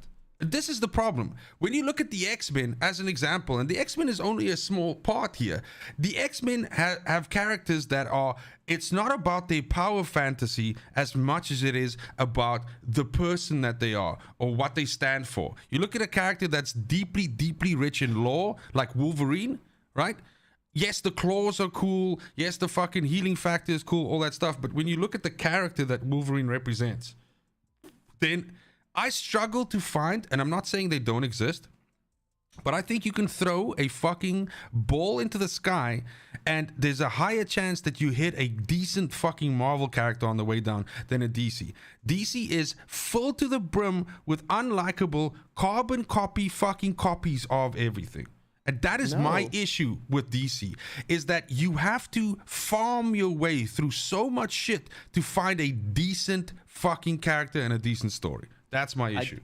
I disagree vehemently. All the great stuff in the X, all the great. I'm objective. I read both. I love both. But if you're a derivative and you can see what worked from the other, you have a higher chance to make it better. But that doesn't make them wrong, though. I never said they were wrong, but I think the stories in DC are to me better. Like, to me, it's taste, right? Yeah. It's sociological, right? So, like, let's look at this. Everything that was great about the X-Men was done in Doom Patrol. The Doom Patrol and the X-Men the creators of the X-Men will admit it. Stan Lee will admit it. We copied Doom Patrol, and that's what they took from it. Now, who has actually read a Doom Patrol comic? Very few people. It's fantastic stuff, but there's a fundamental difference. Do you want characters that are relatable, or do you want the power fantasy? Do you want the characters where you can put yourself and you can imagine yourself as that character, or do you want to imagine, I already have enough problems, I want to be above 100%, 100%. So it's like, what do you choose? What is your preference? Sure, but the relatability of it, right, is also something that comes and goes. It's like the ebb and flow. There's seasons or years within comics where it's all mystical and space and crazy shit. And then there's seasons where it's basically just like about homegrown drama and things like that. And that's Freakazoid's in the DC. The what? They asked what universe Freakazoid is from. I said DC. Is he? He's Warner Brothers. Oh, fuck. Okay. So, look, I agree, and also as a person that's read both sides, right? I definitely think you've read far more DC than I have. I don't want to say I've read more Marvel than you, but, let's imagine a world where you've read more DC than me and I've read more Marvel than you, just for me to make my point here.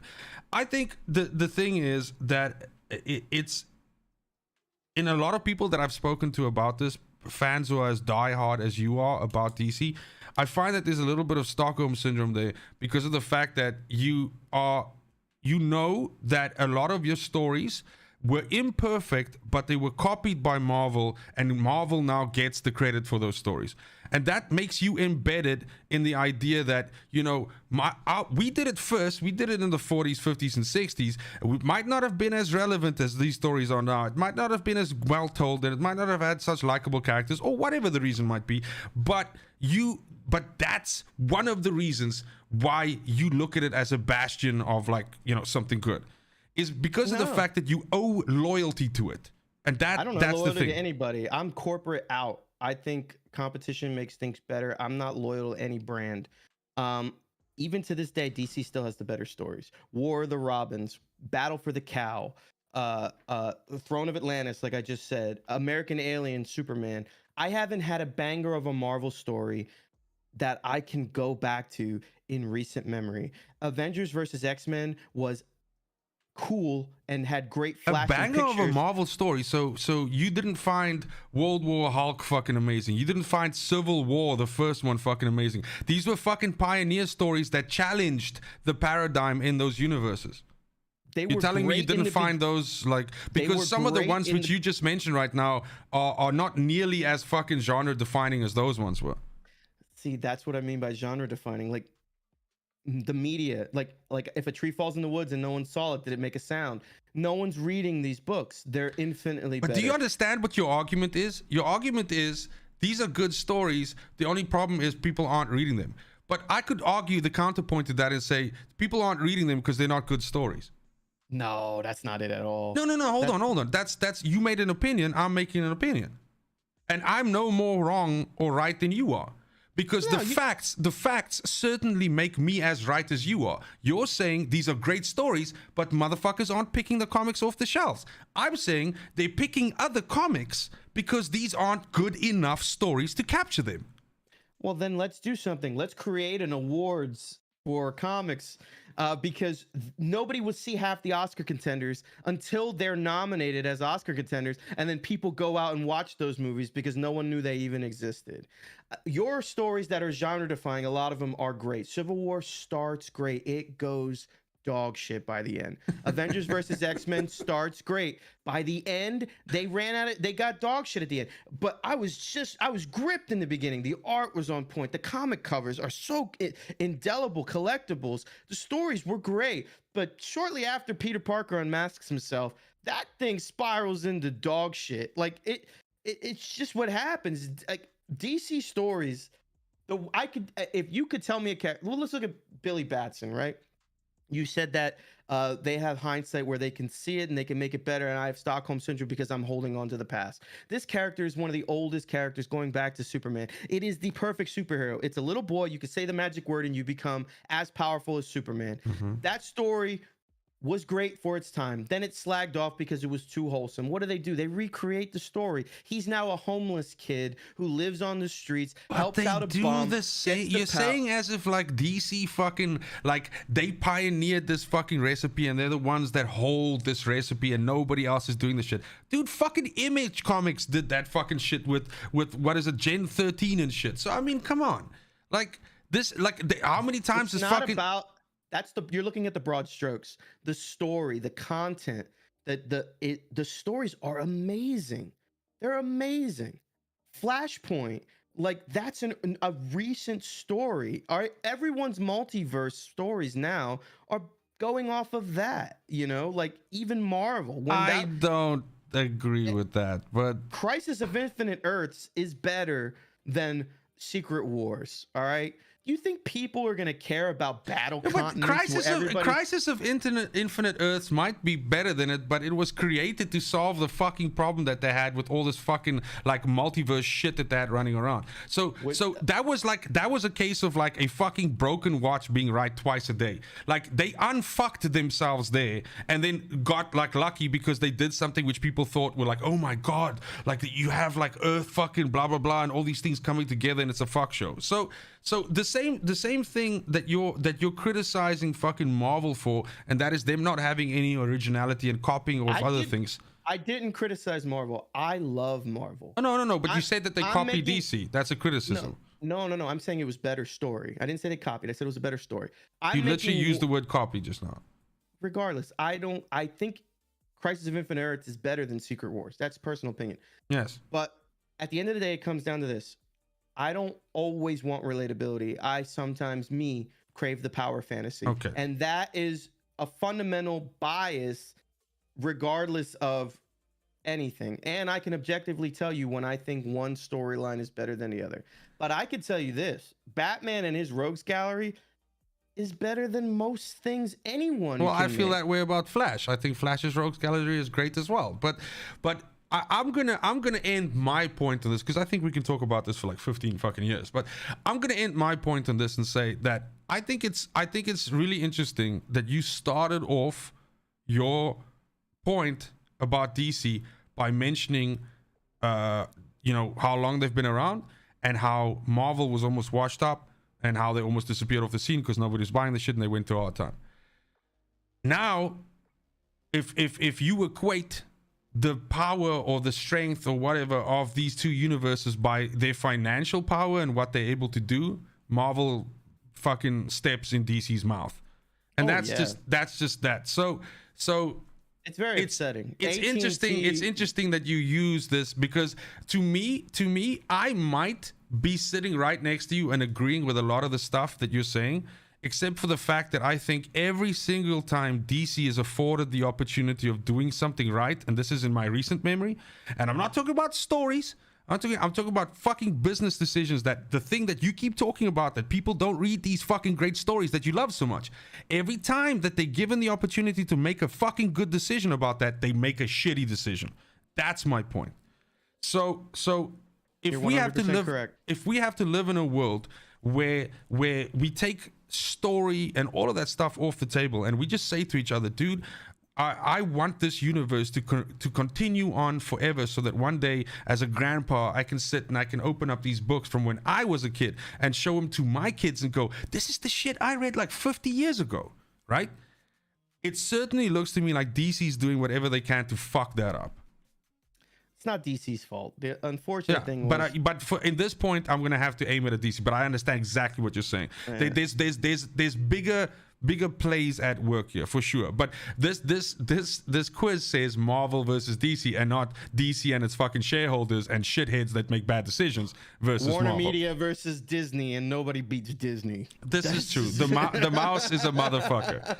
But dude, I mean, can I tell you something? And this is probably I give you a lot of flowers, a lot, like I think I do, and I sometimes feel like I don't enough.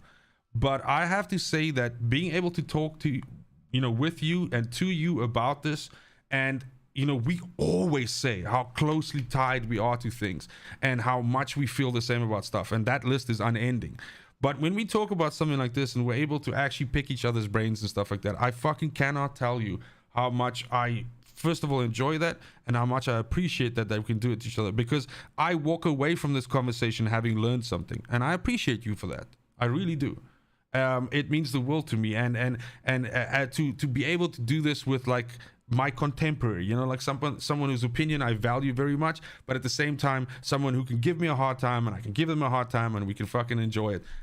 I love it, man. I love you, dude, and I thank you so much for that. And this was a big one for me. I really enjoyed this. This quiz was like a huge, like I loved it, and I thank you for that. The reason why the quiz was good was for many reasons, but one, you cared about the questions, and the questions weren't simple questions. There was staunch philosophical things in it that you care about versus what you perceive that I care about. So that's taking the time to know me and knowing yourself, which makes for a quality discussion. And the face of the chat saying agree to disagree is not true, because I actually am not a pig-headed when it comes to you. I will sit and listen to what you say, and I think you made a lot of great points, and you've swayed me on a few things. As did you, but I mean, you're still wrong. I had to throw it in there because I know you were getting ready to do it, because Ethan primed it up there. God damn it, Ethan. You made me fucking say that to my boy. But dude, I believe that brings us to the end of this incredibly fucking amazing return for us to this. Of course, from here on, the sky's the limit. We're gonna keep on doing this. We have our big fucking number 10. I know it seems like we've been doing this for 15 years with the production value that you're getting here, but we got our big 10 coming up next week, Monday. So as always, we appreciate you tuning in for that. Me and my boy over here are gonna do our best to entertain each other and you, but mostly just hang out, because our whole thing is, this connection that we have and us all, you know, sort of hanging out together. But that's it from me. Again, Roman, dude, I love you so much, man. And all of you that have been with us in this journey and that have watched us now and that took part in the quiz, I really do appreciate it. You spending your precious fucking time with me and my dude here. And I'm 100% sure we appreciate that. But much love, and over to you, Ro. Yeah, just echoing what you say, just directly talking to the people now. You know, this is a conversation between me and my partner, but it's a conversation rooted in this community. And we don't just do this for our own kicks. We want to see this community grow. We're over here talking to each other, but we're laughing and reading everything that you guys are saying in the chat. So if you're like this, you like this kind of conversation, please add to the conversation, and please share this out. Put it. You never know if somebody might want to glom on, then you and your buddy, something that you want to talk about. That you've introduced them to, and then you can bring your conversations that you're having on the side about fandom, about geek culture, about entertainment, and you can bring it to the show on a Monday and come hang out with your boys, and we can all share in it together, because ultimately we want to grow this community, and we want to reach out there and find other people that are separated at birth from us. The world doesn't give you a microphone, so we in this community have to take it and talk to one another, reach out there, and you guys can all talk back with us. So thank you for coming back. Thank you for being patient while we were away and busy. My leg is gonna grow back one day, and my boy's back from Germany, and we're gonna keep this thing going. So, and we hope you guys are here with us. Dude, thanks so much, man. Much love, everybody. Take it easy, and we'll see you fucking soon. Cheers.